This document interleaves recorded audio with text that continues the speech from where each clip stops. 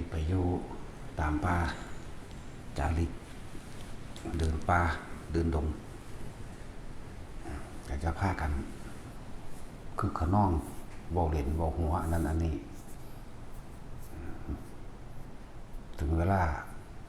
ทำบัตรกับทำบัตรเหมือนกันกับเฮาอยู่นี่แหละทำบัตรรวมกันเอาตะเว้นแน่ทำบัตรก็ดี4 โมงครึ่ง5 โมงทำบัตรแล้วก็จังแยกตัวกันนั่นไป3ไป4ก็เลยไป2หรือไป1ก็ต้องทำบัตรเหมือนกันไป1แล้วหังยิ่งท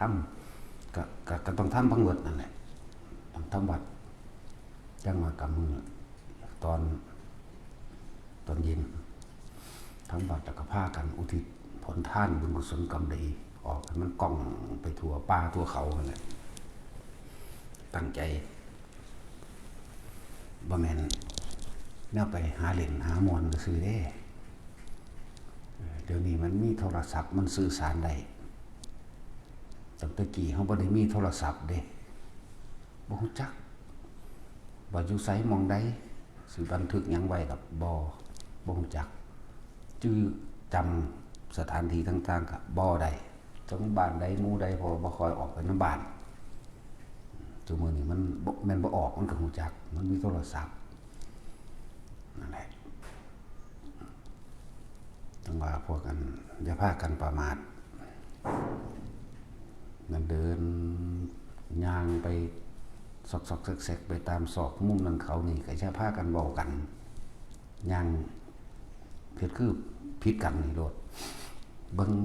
ลมหายใจไผมันอยู่กับจุดอารมณ์สงชาติของไผของมันสะสมไปเรื่อยสะสมไปเรื่อยตัวสะสมนี่คือสะสมความสงบนั่นแหละสะสมไปนิ่งอยู่กับอุณหภูมินั่นแหละนิ่งอยู่กับความรู้สึกบนหัวนั่นแหละนิ่งน่วงอยู่บ่ได้รีบบ่ได้เร่งบ่ได้ฝ่าวเพราะว่าไร้จุดหมายก็ไปเรื่อยๆสติก็อยู่ผู้อยู่กับลมก็อยู่ผู้อยู่กับความรู้สึกในกายหน้าผากบนหัวก็อยู่แบบนั้นอย่าคิดออกไปทางนอกคำว่าส่งคิดออกนอกก็แปลว่าคิดถึงอันนั้นอันนี้คิดถึงคนนั้นคิดถึงคนนี้คิดถึงสัตว์ต่างๆสิ่งของต่างๆคิดถึงบ้านคิดถึงเรื่องหลายๆอย่างที่คิดถึงตื่นส่งคิดออกนอกจิตกับความคิดนั่นแหละให้มันมารู้สึกตัวอยู่กับลมเห็นมารู้สึกตัวอยู่กับกลางคิ้วหน้าผากนี่เฮาเนี่ยมันอยู่แค่นี้แหละกำลังมันตั้งมั่นจิตตั้งมั่นนี่แล้วเป็นฌานเป็นสมาธิเกิดขึ้นแล้วความอัศจรรย์หลายๆอย่างมันสิเกิดให้เฮาเห็นเองดอกความอัศจรรย์ของแปลกประหลาดผู้ที่ว่าเห็นกับผู้บ่เห็นมันก็ต่างอยู่ดอกที่ว่าเขาเจ้าเห็นเพราะว่าเขาเจ้าว่างกำลังจิตให้เป็นสมาธิได้ตั้งมั่นอยู่ในจุดเดียวนั่นแหละผู้บ่ทันได้เห็นกับจะต้องไปอยากเห็นอีหยังดอกก็บ่ได้แปลว่าต้องปฏิบัติเพื่อให้เห็นนั่นเห็นนี่เด้มันหังเห็นเองนั่นแหละเฮาบ่ได้ตั้งจุดหมายบ่ได้คาดนี่เพื่อสิให้ไปเห็นหูเห็นหยังกำลังจิตของผู้ใดตั้งมั่นมากผู้นั้นก็รู้ล่ะก็หูก็เห็นก็ได้ยินล่ะที่ก็เสียงสวดมนต์ดังมาจากฟ้าเสียงสวดมนต์เสียงคล้องเสียงกลองตีมาจากภูเขาต่างๆถ้ำต่างๆหรือดังออกมาจากภูเขาล่ะบ่ฮู้ว่าจุดมันมาจากไสยิ่งเฮามีจิตตั้งมั่นเท่าใดเฮาหังได้รับทราบความละเอียดขึ้นไปอีกเสียงสวดมนต์เสียงสวดต่างๆดังมาจากฟ้านี่ละเอียดไปเรื่อยบางทีเฮาภาวนาจิตตั้งมั่นนิ่งอยู่ในความรู้สึกในกายเฮาเองว่างๆโล่งๆโปร่งๆมัน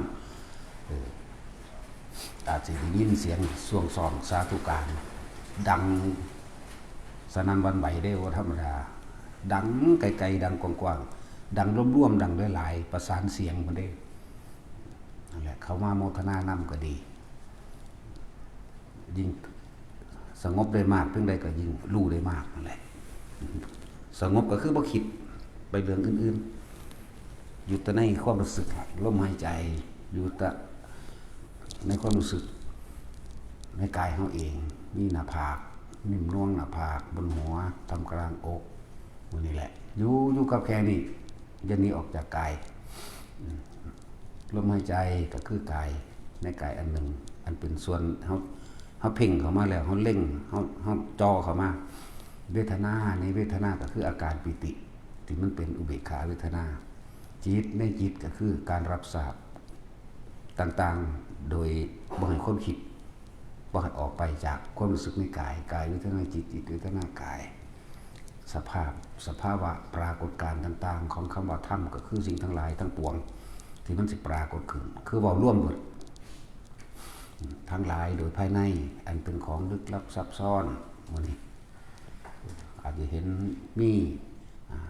แสงนั่นแสงนี่วูบๆวาบๆกระพริบกระแพบไปเรื่อยถ้าเฮาบ่สนใจมันเฮาก็สิชัดเจนขึ้นเอง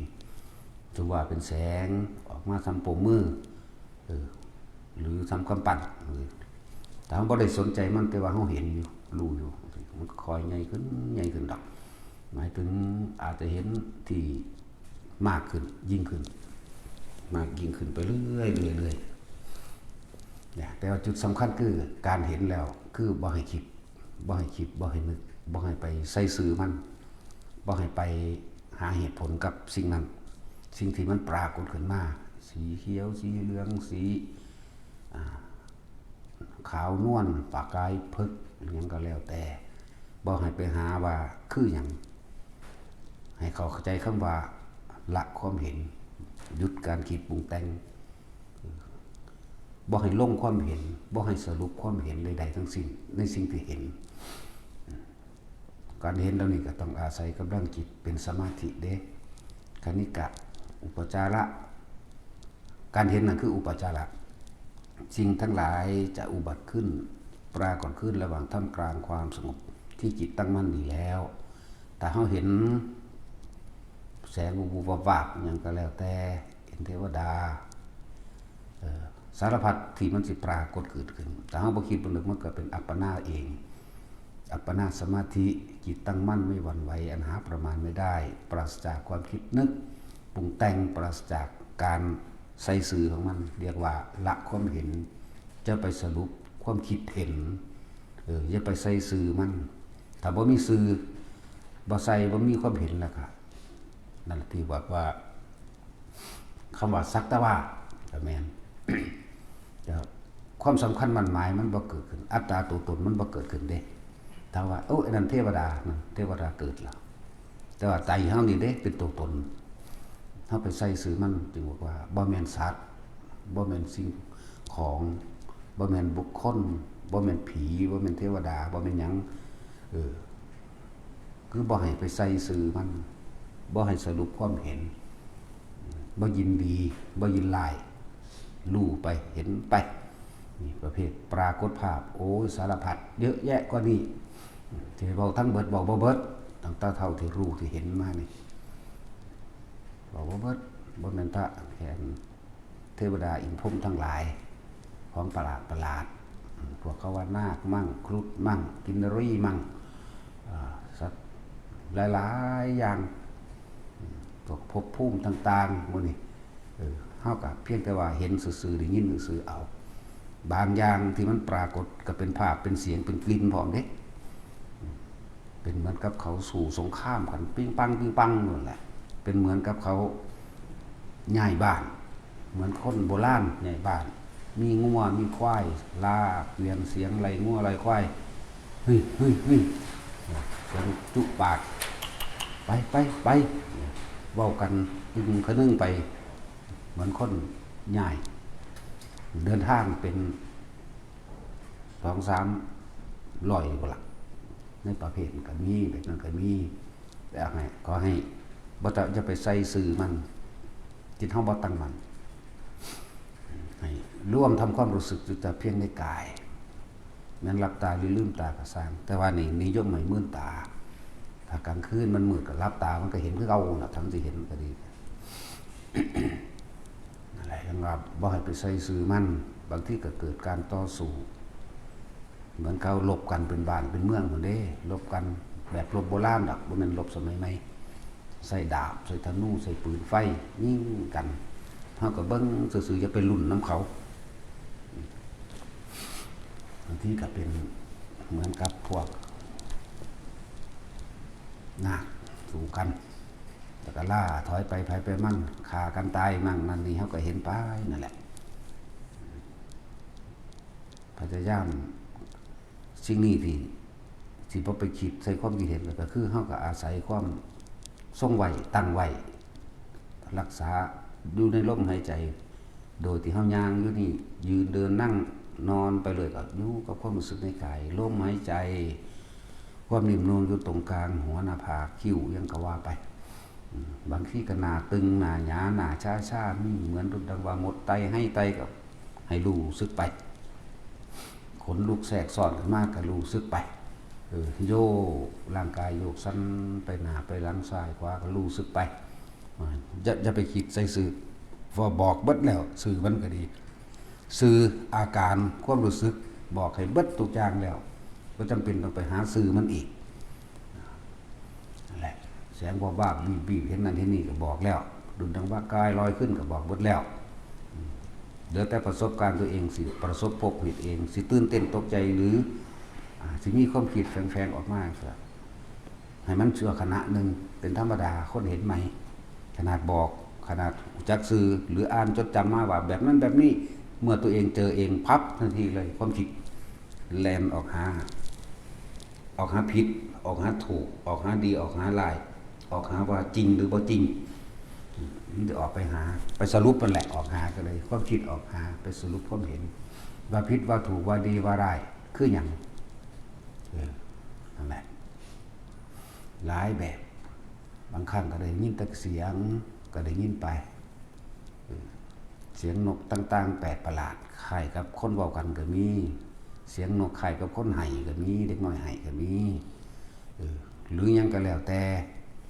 สิเป็นเสียงอันเกิดจากนิมิตต่างๆเป็นพวกเทวตานิมิตก็ตามบ่ต้องไปใส่สื่อมันอย่างยินซื่อสิ่งที่ควรรักษาไว้คือความรู้สึกในกายถ้าเฮาตื่นถ้าเฮาตกใจถ้ามันคิดออกไปแวบนึงให้รีบกลับว่าลมหายใจทันทีทุกสิ่งติดตัดด้วยลมหายใจตัดอย่างตัดความคิดเห็นพยายามคุ้มไว้ทีละเฮาก็ฝึกไว้ตั้งอยู่พี่ล่ะเฮาฝึกตัวเองมาตั้งแต่เฮาอยู่วัดพี่ล่ะฝึกจนเกิดความชินชำนาญอยู่วัดเดินบิณฑบาตพวกเดินบิณฑบาตก็อยู่กับความรู้สึกหน้าผากบังหัวมั่งผู้บ้านได้เป็นก็อยู่กับลมนั่นล่ะกับความรู้สึกอันนั้นแหละฝึกไปแต่พี่เวลาเฮาเข้าทางจงกรมอันที่เฮากำหนดเป็นสถานที่ฝึกเฮาก็เฮ็ดฝึกไปเดินก็เดินกับความรู้สึกอยู่ในกายนั่นแหละว่ามันเดินอยู่กับความเคลื่อนไหวหรืออยู่ในจานที่ล้างมันมีอันนึงเขาสอนกันหูจักว่าทำงานหยังก็ให้หูจักว่าไงพูดให้ไปเพ่งน้ำขยะมั่งไปเพ่งน้ำจานมั่งให้ไปเพ่งน้ำการว่างมือเบาว่างซ้ายขวายังบ่ถูกต้องนะบอกให้เลยว่าบ่ถูกนะต้องอยู่ในความรู้สึกในกายเวทนาจิตเวทนากายคือความรู้สึกตัวหนึ่งลมหายใจสองความรู้สึกนิ่มนวลอันเกิดจากอาการปิติที่เฮาตั้งสร้างกรรมฐานกันมาไว้ตรงกลางหน้าผากอย่าหนีออกจากจุดนี้จิตนี้ความรู้สึกนี้บนหัวนี้นั่นแหละไปเบิ่งเขาสอนกันอันนึงเอาไปกันไงนะมันออกนอกกายเบิดนะเลยบอกว่ามันบ่ถูกเด้อนั่นเด้อเฮาก็ฝึกไว้ถ้าเฮาอยู่ในวัดนี่แหละพวกอยู่ในวัดก็ดีทุกคนที่อยู่ในนี่ครับเหมือนกับบ่ได้อยู่หม่องอื่นเพราะว่าเฮาอยู่ในกายมันสิอยู่ภูเขาอยู่น้ำผาทำเดินทางไปตามหม่องหันก็สร้างคืออยู่เหมือนเดิมอยู่ในกายคือลมหายใจมั่งอุณหภูมินี่แหละนั่งความรู้สึกนิ่มนวลบนหัวมั่งอยู่แค่นี้ถ้าเวลาใดที่เฮาย้ายความคิดจากว่าออกจากกายเมื่อไหร่เมื่อนั้นเราก็ย้ายที่ทุกย้ายพบใหม่ย้ายที่เกิดใหม่ซื่อๆเด่น